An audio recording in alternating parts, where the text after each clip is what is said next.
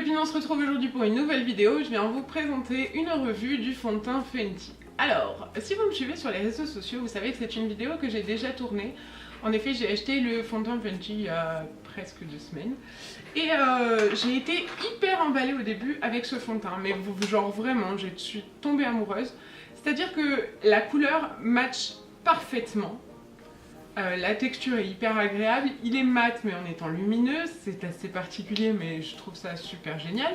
Et du coup je m'en suis servi très très vite. Alors première désillusion qui fut assez petite, c'est que c'est un fond de teint qui s'oxyde. Et malheureusement un fond de teint qui s'oxyde ça veut dire que soit ça fonce, soit ça devient orange. Bref, ça réagit avec votre peau et du coup même si vous avez la teinte parfaite comme moi, et ben du coup ça change la couleur et c'est pas génial. Alors là je sais pas si vous allez voir mais sur mon visage j'ai la moitié du fond de teint de ce côté qui a déjà foncé et celui-là qui n'est pas encore fait. J'espère qu'on verra bien la différence à la caméra. Voilà. En fait si j'ai retourné cette revue c'est que vraiment j'avais un super avis sur ce fond de teint et plus les jours passaient et plus je commençais à déchanter.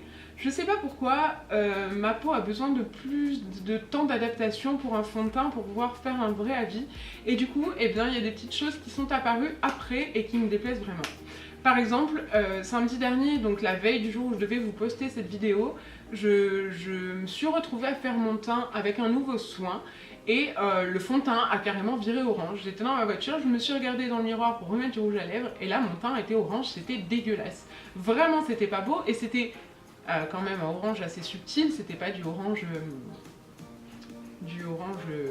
vraiment pétant, mais même Loïc, qui n'est pas expert des sous-tons et des couleurs en général, a notifié la différence. Donc c'est que vraiment ça se voyait et c'était vraiment pas beau.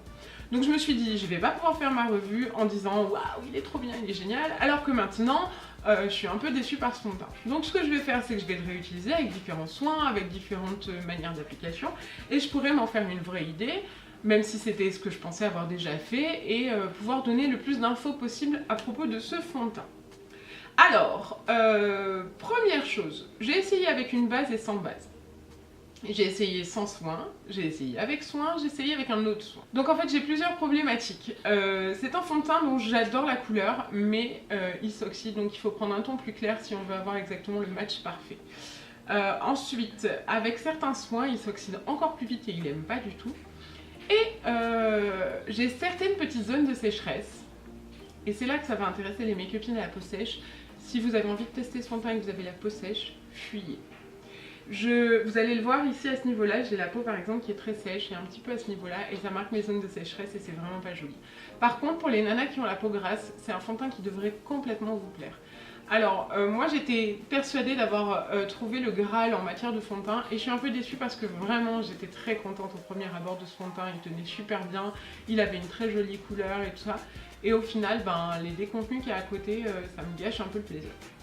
Et je vais continuer de l'utiliser, mais je suis un peu mitigée. Donc je vais l'appliquer tout de suite comme je l'applique. Alors certaines disent qu'il faut absolument l'appliquer au pinceau. J'ai essayé au pinceau Beauty Blender. Je trouve le résultat comme toujours plus joli au Beauty Blender.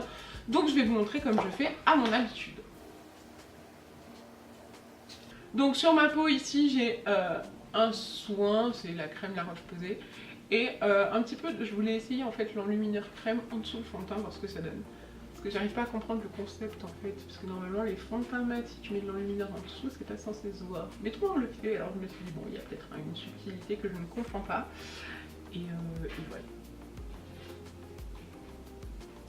Donc voilà, au premier abord, la couleur est exactement la même que celle de mon visage et j'étais super contente parce que c'est très difficile pour moi d'arriver à trouver une couleur qui soit pas trop rosée, trop jaune, trop machin, trop ci, trop là.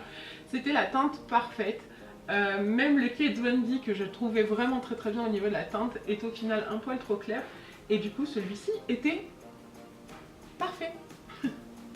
Mais non, il a fallu qu'il y ait des choses qui aillent pas. Alors on va mettre une barrette parce que c'est en train de m'énerver profondément. Vraiment qu'on voit la différence entre l'application fraîche et le fond de teint qui est déjà oxydé. La couleur en fait, la différence c'est que celui-ci est plus sombre.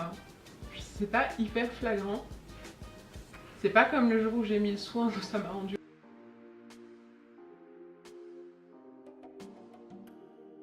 Je suis presque sûre qu'on verra rien, ça m'énerve. Alors j'ai eu le temps de l'éprouver au boulot avec le casque de scooter, avec le masque, parce que je le rappelle, je suis assistante dentaire donc je porte un masque comme les chirurgiens à longueur de journée. Ce que je peux vous dire, c'est que donc il résiste pas du tout au frottement, mais bon ça c'est la plupart des fonds de teint donc c'était un peu prévisible. Il résiste pas au frottement, mais quand il est tout seul, on va dire qu'il tient très bien. En fin de journée, je brille un petit peu ici, mais c'est pas beaucoup par rapport aux autres fonds de teint que j'ai pu tester, où normalement ma zone T c'est une zone genre béni radioactif, quoi, c'est dégueulasse tellement je brille. Là non, le fond de teint se comporte vraiment très bien.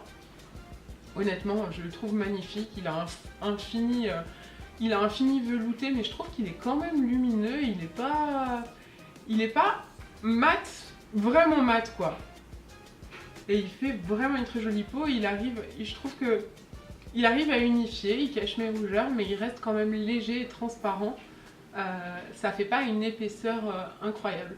Donc vraiment c'est un fond de teint que de prime abord je trouve très très bien, je l'aime vraiment beaucoup et je continuerai à l'utiliser, mais il y a quand même des points négatifs pour ce fond de teint. Alors j'espère que ça va se voir, mais vous voyez ici là, bon regarde pas mes sourcils hein, évidemment c'est pas le but de la... Mais ici en fait j'ai une zone toute sèche, et vous voyez ça c'est marqué par le fond de teint, ça se voit, c'est pas joli. Après j'ai aussi essayé d'appliquer par dessus un enlumineur crème et il aime pas du tout. Autant il y a des fonds de teint qui le supportent très très bien, on va venir tapoter son enlumineur crème dessus et ça va être très très joli. Autant celui-là, il aime pas. Il veut pas, il est pas d'accord, il est réfractaire. En fait, le fond de teint va se soulever de votre peau, il va pas rester complètement accroché. Et il va se mélanger avec le crème et ça va être dégueulasse. Mais vraiment. Voilà, donc c'est un fond de teint qui était prometteur et qui avait un vraiment très très beau rendu, donc j'étais très contente. Et au final, comme je vous le disais, je déchante un peu et c'est un peu dommage que ça se passe comme ça. En fait, je regarde sur mon bureau parce que je cherche désespérément la boîte, je l'avais sous la main et je sais pas ce que j'en ai fait, elle est là. Donc la boîte se présente comme ceci et c'est, je trouve les packaging super beaux, ça c'est assez élégant et ça fait à la fois moderne, c'est vraiment très joli.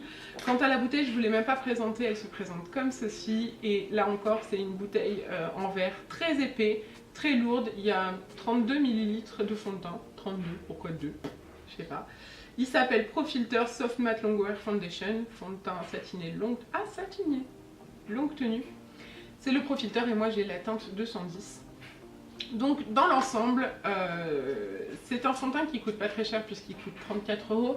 Il aurait pu être mon saint graal et au final il est un fond de teint dont j'aime énormément le rendu, mais je suis déçue par son comportement, son oxydation et tout ça.